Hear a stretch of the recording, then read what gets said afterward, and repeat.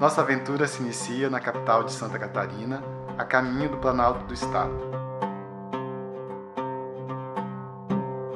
Esse território é o protagonista da série de documentários que busca destacar 3 aspectos dessa que foi uma das mais importantes experiências de rebeldia popular da Primeira República. São eles a paisagem, a religiosidade e a atuação militar.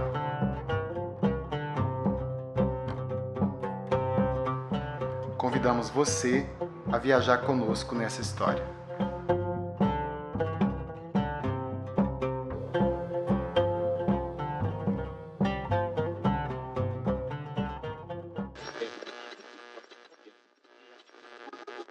Nosso documentário vai retratar a guerra, os resquícios e os militares do contestado a partir da nossa viagem e das fontes que temos, pensando nas questões das pesquisas dos armamentos. Nossa viagem começa em Florianópolis. O trajeto que fizemos pela BR-101 até Joinville e depois indo pela Serra da Dona Francisca, passando pela mesma rota da Estrada de Ferro de São Francisco, ultrapassando os municípios de Rio Negrinho, Mafra e Canoinhas, nos fez chegar à cidade de Irineópolis. Tivemos uma recepção muito calorosa pela Secretaria de Turismo. Ainda no mesmo dia fomos apresentados aos restos de munições encontrados pelo dono do hotel, e como ele achou aquelas munições quando o Rio Iguaçu esteve em estiagem em 2021, nos mostrando que os vestígios da guerra estão presentes ainda hoje nos campos e coleções da região. Observando as munições, percebemos algumas informações que se apresentam na base do projétil, como a sigla DWM, e os 3 dígitos que formam 913, referente a 1913. As balas correspondem ao que sabemos sobre as munições das armas modernas do exército nesse período. No início do século XX, com o avanço da tecnologia militar, o exército decidiu comprar armas e munições modernas. Uma dessas iniciativas trouxe as balas com as inscrições, como a encontrada pelo dono do hotel.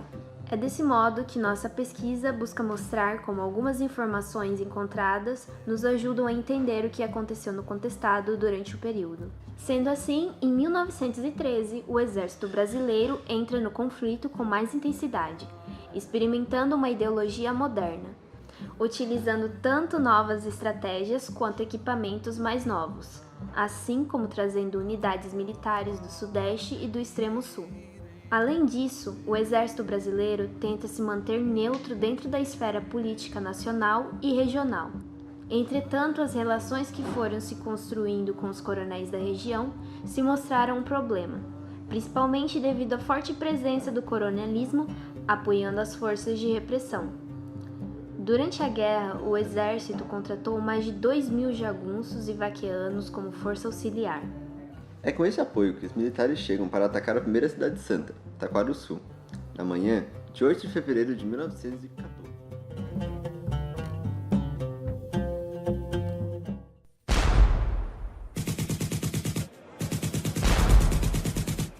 O ataque começa com a cidade mal podendo se defender, destruindo covardemente a canhonaços e tiros de metralhadora no final do segundo dia, no dia 9 de fevereiro. A destruição chocou até os militares, como citou o médico do exército Alves de Cerqueira, após o ataque. Grande número de cadáveres, calculado por uns em 40 e tantos e por outros em 90 e tantos. Pernas, braços, cabeças, animais mortos, bois, cavalos, etc. Casas queimadas, etc. Fazia pavor e pena o espetáculo que então se desenhava aos olhos do espectador. Pavor motivado pelos destroços humanos, pena das mulheres e das crianças que jaziam inertes por todos os cantos do reduto. A máquina de destruição do exército funcionou de forma mortífera e bárbara contra os caboclos da cidade santa. Um outro episódio que também evidencia as práticas experimentais do exército foi a utilização de aviões para realizar patrulhas e localizar as cidades santas, algo que foi assimilado dentro do contestado apenas após a mudança do governo, com o novo ministro da guerra, José Caetano de Faria, no final de 1914. Essa relação fez possível a utilização desses aviões para a patrulha na guerra, mas que por circunstâncias inusitadas e aliadas à morte do aviador brasileiro Ricardo Kirk acabou frustrando os planos para o uso do aparelho bélico dentro da guerra. Em Irineópolis, perguntamos sobre como a guerra afetou o município, que na época era uma vila. Nos textos de época, Valões, o antigo nome da cidade, foi ocupado por tropas em vários momentos, sendo acampamento e palco de batalhas entre caboclos e militares. Muitas cidades santas ficavam na região e muitos dos vestígios provavelmente ainda estão nas terras do município. A nossa viagem para o interior do município atravessou áreas de concentração agroindustrial mais modernas, nos levando a comunidades com pequenas vilas, estradas e hortas. Quanto mais adentramos o município, mais aparente era a dificuldade de locomoção nas estradas rurais e serras.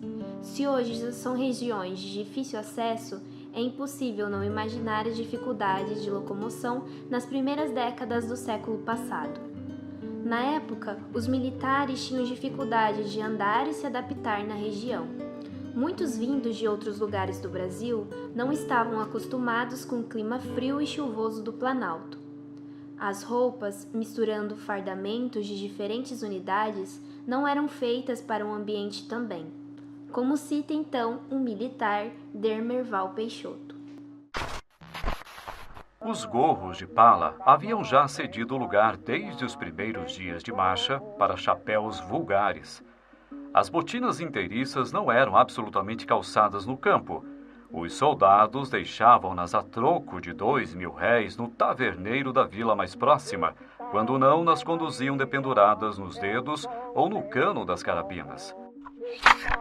Oficiais e sargentos, em regra, calçavam borzeguins de couro, por ser o calçado mais compatível com a resistência às longas travessias. As polainas de couro dos infantes, logo amolecidas quase folhas de papelão, tornavam-se imprestáveis depois da passagem de um regato ou numa breve caminhada por trechos lamacentos. Entre as estações estava a de Poço Preto, que foi utilizada durante o conflito pelo general Carlos Mesquita em 1914. A estação que encontramos não é a estação da época, tanto por reconstruírem o prédio, tanto por não sabermos exatamente se a estação antiga estava ali. Sabemos, no entanto, que os mapas dos militares citam a estação da vila e não desembarcariam metralhadoras e canhões sem uma estrutura parecida. Uma das coisas que nos impressionou no primeiro momento foi a semelhança com as fotos da estação da Expedição Mesquita. Entretanto, essa estação funciona como uma réplica da antiga.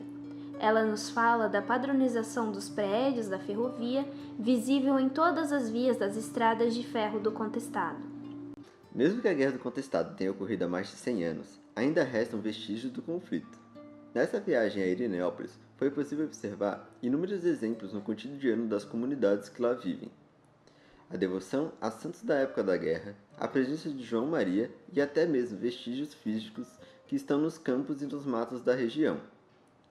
Um dos vestígios dessa guerra são as trincheiras e buracos. Em São Roque, uma das comunidades rurais que nós fomos, avisaram que existem trincheiras, no meio de uma floresta antiga que nos lembra as fotos da época. Existem troncos velhos, enormes derrubados, e perto deles, buracos no chão. Trincheiras antigas com mato baixo crescendo no meio, e com alguns abrigando grandes árvores que cresceram ao longo das décadas.